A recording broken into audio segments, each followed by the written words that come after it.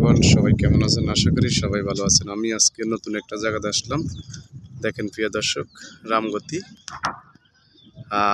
এই ট্রলারগুলো আসে হাতিয়া থেকে। দেখেন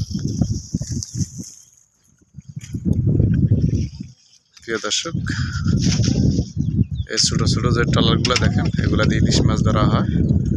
দেখেন এখন পানি নাই, জোয়ার নামে গেছে। দেখেন প্রিয় দর্শক,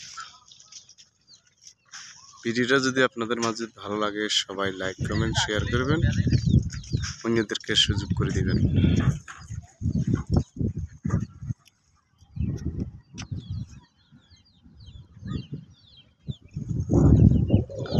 আর দেখেন প্রিয় দর্শক, খুব সুন্দর ঝাড়ু গাছ।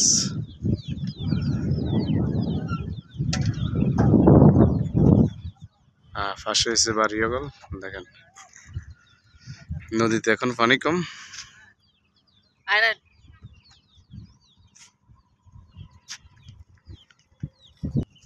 প্রিয় দর্শক দেখেন, এখনো নদীতে কুয়াশা আছে, কিছু দেখা যান না।